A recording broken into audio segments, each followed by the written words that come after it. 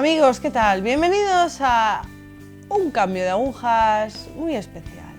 Hoy con nosotros se sienta una filipina. Bueno, ella os va a contar un poco ahora dónde está y esas cuestiones, pero bueno, es un testimonio, es una conversión dura.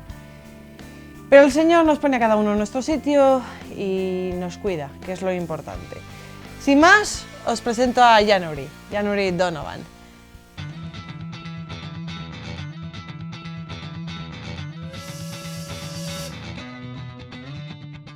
January, ¿cómo estamos? ¿Nos puedes contar un poco de ti, de tu familia, dónde te criaste?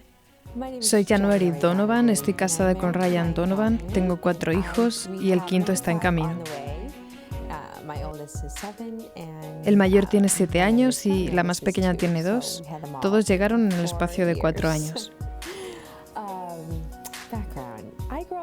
Crecí en Filipinas y me trasladé a Estados Unidos cuando tenía 11 años.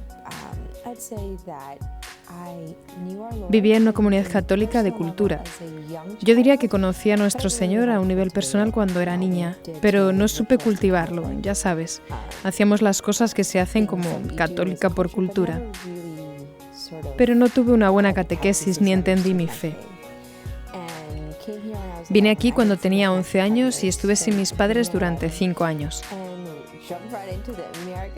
Y me lancé a la cultura americana, donde tienes en abundancia opciones increíbles. Y de repente, como adolescente, tienes delante muchas decisiones. Yo diría que Dios siempre estaba tiernamente cerca. No tenía catequesis. Creo que fui a catequesis 1 o 2 veces. Y creo que no fue hasta el tercer año de instituto cuando Dios verdaderamente penetró en mi corazón. ¿Y cómo fue esto? ¿Fue poco a poco o cómo crees que se desarrolló? Vivir en las Filipinas fue un regalo para mí. Pasé muy bien mi infancia y tuve una vida privilegiada, en el sentido de que en medio de la pobreza había mucha alegría. Cuando me trasladé a Estados Unidos, estaba buscando esta alegría, estas risas y una diversión limpia. Y creo que fue hacia el fin de mi tercer año de instituto. En el instituto empecé con cosas típicas del instituto. Tuve mi primer novio a los 14 años. Era un chico muy majo. Nos divertíamos mucho, pero lo experimentaba como algo muy vacío. No sabía por qué sentía eso, no sabía por qué era el vacío. Nunca pensé que podía ser Dios, porque Dios no está en tu radar cuando estás en el instituto. Estás preocupada de lo que piensan los otros, de tu apariencia, de los chicos. Te preocupas de muchas cosas que realmente no son importantes, pero en el instituto sí son muy importantes. Y en mi tercer año ya quería romper con mi novio. Llevábamos casi 3 años juntos, pero yo estaba vacía. No había razón por la que sentir vaciedad. Tenía buena vida. Mis padres me dieron todo, demasiado. Tenía amigos. Tenía la vida del instituto que todo el mundo quería.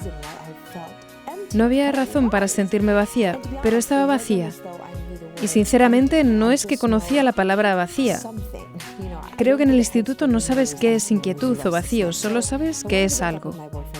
Entonces quería romper con mi novio. Pensé, ya está, ha terminado. Y en el proceso de romper con él me quedé embarazada. Tenía 16 o 17 años. Fue un shock total. Sabía que el sexo era algo que todo el mundo estaba haciendo, pero quedar embarazada nunca pasó por mi mente. Nadie me hablaba del sexo, de cómo es algo sagrado, o de cómo vivir la vida en castidad, o encontrar la persona correcta. Y todo esto se me vino encima. También mis padres perdieron su trabajo. Mi familia tenía muchísimos problemas. Y todo esto añadía sal a las heridas. Entonces me fui a mi orientador y le dije, ¿qué hago? ¿A dónde voy? No hay opciones. Y ella me envió a una clínica abortiva. Y en ese momento, ya sabes, yo tenía 16 años, casi iba a cumplir 17. Es demasiado para procesar. En mi cabeza yo sabía que era una vida, pero no sabía que era malo abortar. ¿Y cómo te sentiste después del aborto? ¿Te sentías culpable? Con frecuencia yo hablo con mujeres y ellas sienten mucha culpabilidad, pero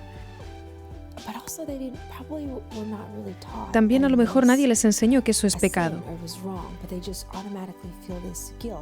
Pero automáticamente sienten culpabilidad, especialmente si no eres católica practicante, si no tienes fe.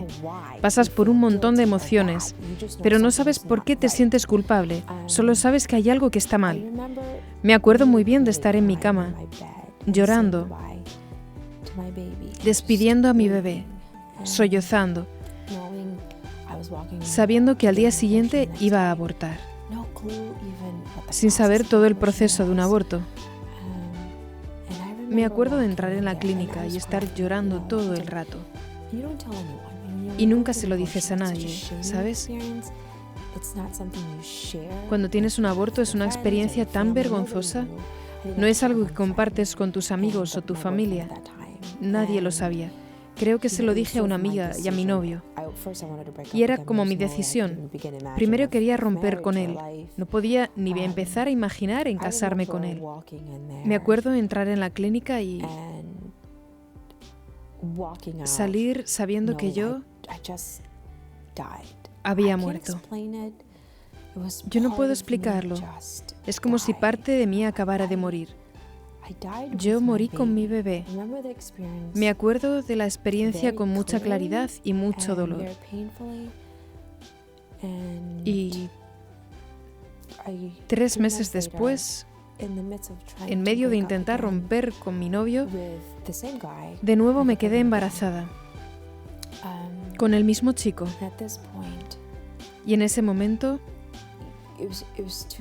fue demasiado doloroso aún para pensar que era un bebé. Yo no quería sentir nada, no podía sentir nada. La verdad es que yo quería morir.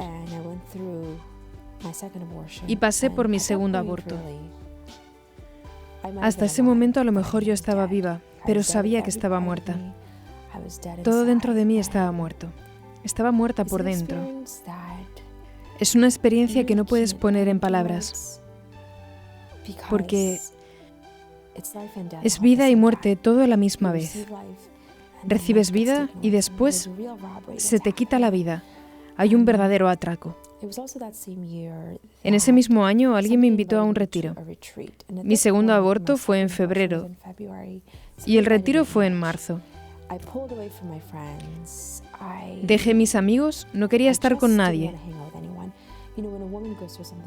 Cuando una mujer pasa por algo que es tan doloroso, a todo el mundo le repugna. Nunca se lo dije a mis padres. No podía soportar darles este sufrimiento. Como son gente tan buena, no quería que ellos sintieran ese peso de culpabilidad por las decisiones que yo no supe tomar. Me culpabilicé a mí misma y me volví insensible. No quería tener nada que ver con aquello y no quería hablar de ello. Y me fui a mi primer retiro sin saber que era un retiro. Mi amiga me invitó a un fin de semana y en ese fin de semana introdujeron a Dios. Y yo pensé, ¿Dios? Así que lloré todo el fin de semana y asistí a mi primera adoración eucarística. Y eso fue el principio. El principio de una nueva vida. En mi momento peor, yo encontré la vida. En mi propia cruz, encontré la resurrección a la misericordia de Dios. Y ahora, mirando para atrás,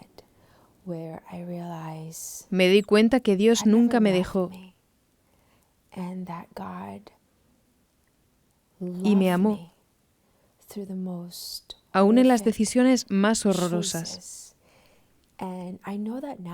Y ahora entiendo de una manera muy profunda como madre, porque no hay nada que puedan hacer mis hijos para que yo los deje de querer o que pueda hacerme quererlos menos. Así que en ese retiro entiendo que, bueno, que comienza tu conversión, que te encuentras realmente con Dios.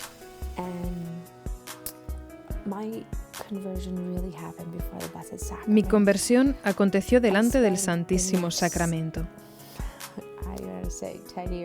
Pasé los próximos 10 años sanando delante del Santísimo. No sabía nada de Dios.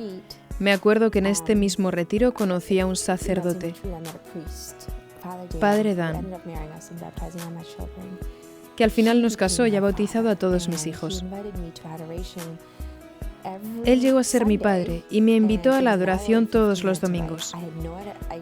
Estaba a 1h15 de mi casa e intelectualmente no tenía ni idea de qué era la adoración. Pero sabía cuando entré que yo estaba en casa, estaba a salvo y yo era amada. Creo que en ese momento no tenía palabras, pero experimenté a nuestro Señor, de manera que mi mente no tenía que entender. Y Él me invitó a ir a Steubenville, y yo me reía. Yo dije que iba a estudiar negocios, que me iba a Indiana, tenía una beca, pero no hubo forma. Me fui a Steubenville.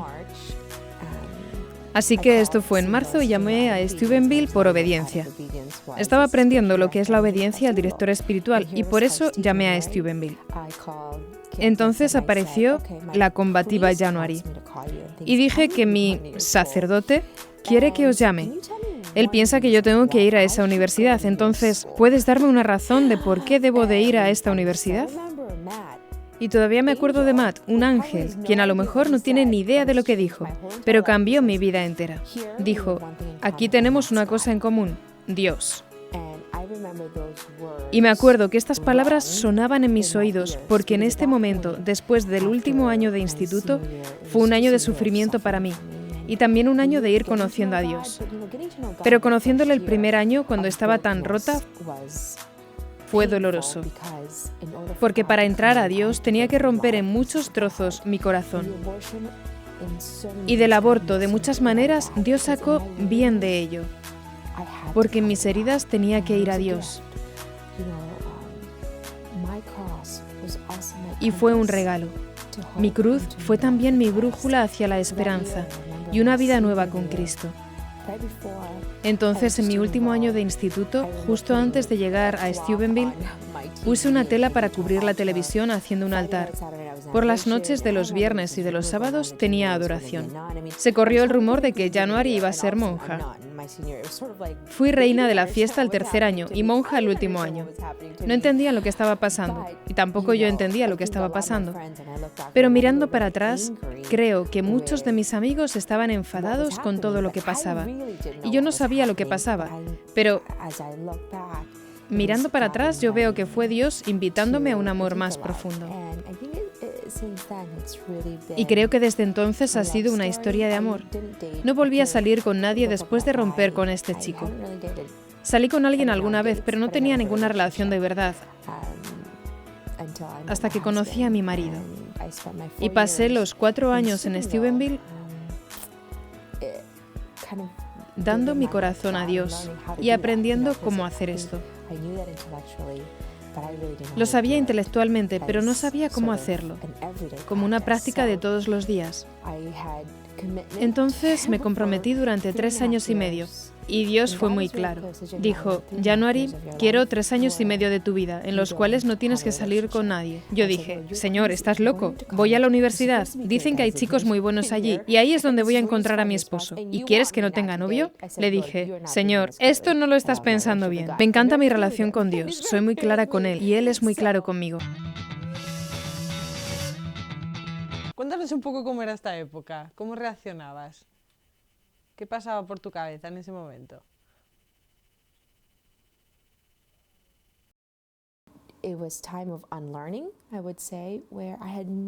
Fue un tiempo de reaprender. No tenía ni idea de cómo ser mujer. Y él me hizo entender mi dignidad. Y me di cuenta que empezamos a entender nuestra dignidad como imagen de Dios, como mujer. Pero recibimos nuestra dignidad a través de nuestra relación personal con Cristo.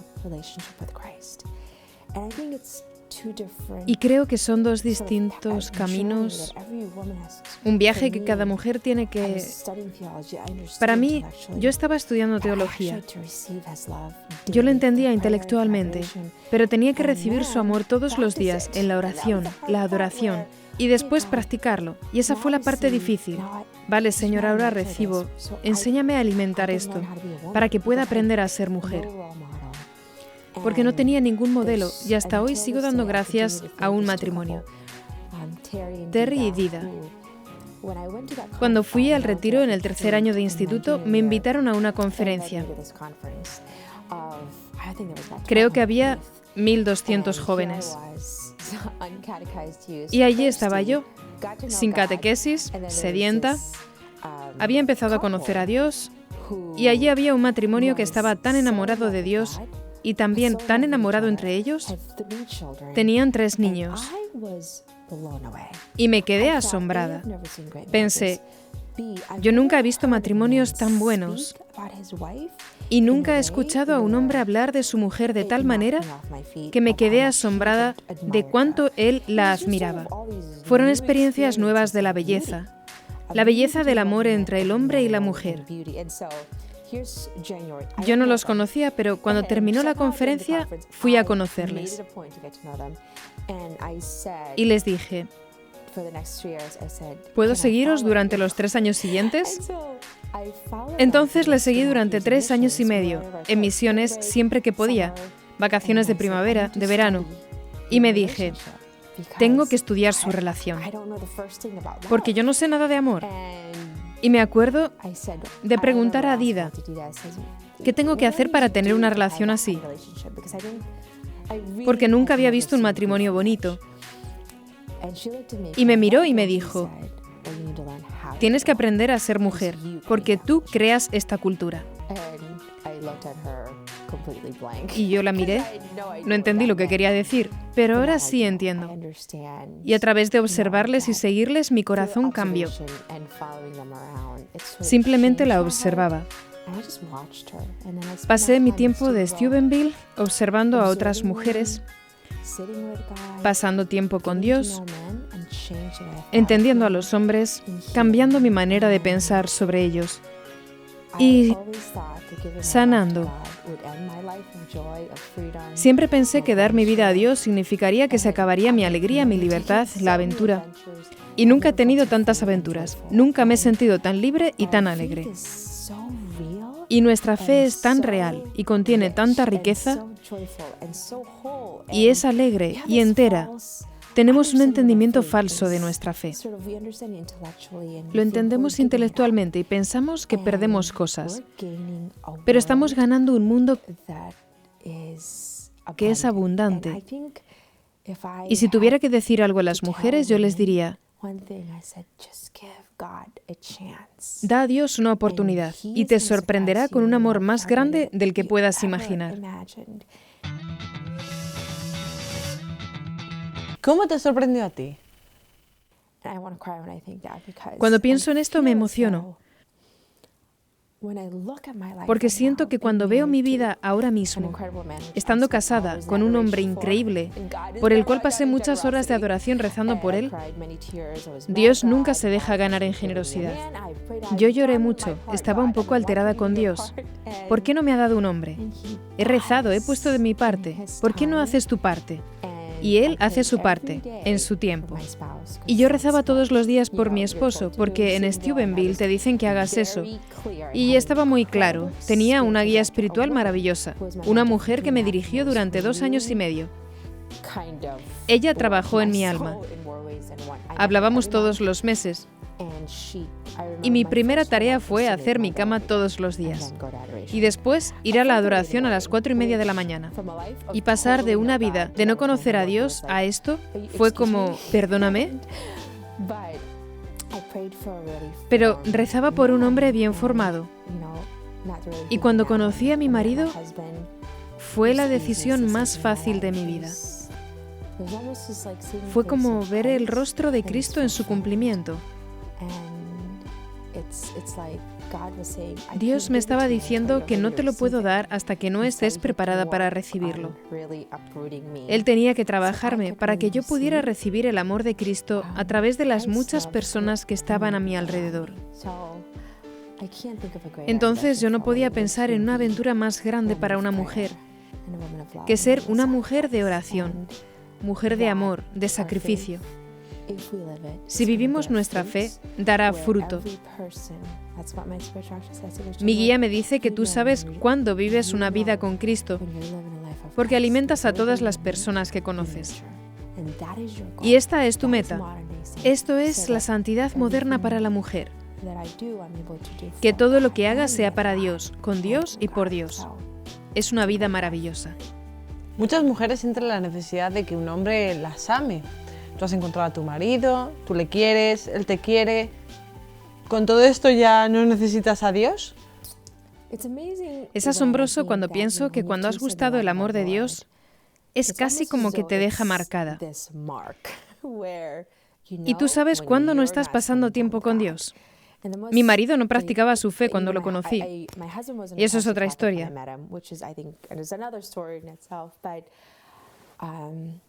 Pero nada jamás puede reemplazar a Dios cuando le conoces y has gustado su amor. Mi marido lo sabe y yo lo sé.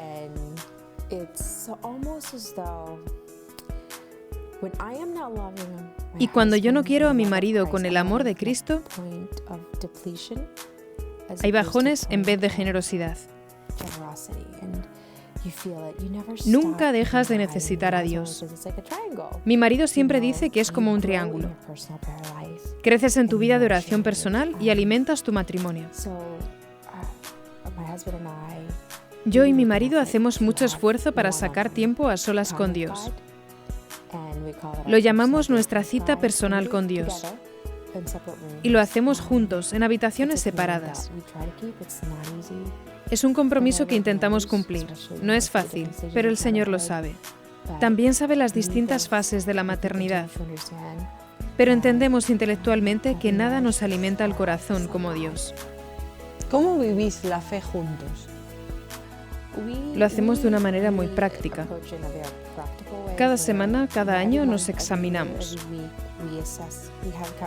Cuando vas a la adoración, tu lectura espiritual, lectura personal, psicológica, desarrollo humano. Entonces es una prioridad, pero no lo hacemos siempre juntos. Tengo que hacerlo en distintos tiempos. Pero la adoración es una parte muy grande de mi vida. Yo siento que de ahí partió mi conversión. Mi marido se ha unido a mí en esto. Y estoy muy agradecida de que él vea la necesidad. A veces le digo, Ryan, yo tengo que rezar. Y él sabe que estoy sedienta, vacía, y que él no me puede llenar. Y Dios sí. Es un camino de ayudarnos mutuamente a llegar hasta Dios. Yanori, muchísimas gracias por tu testimonio, por tu conversión y por esa fe sin límites en el Señor. Gracias.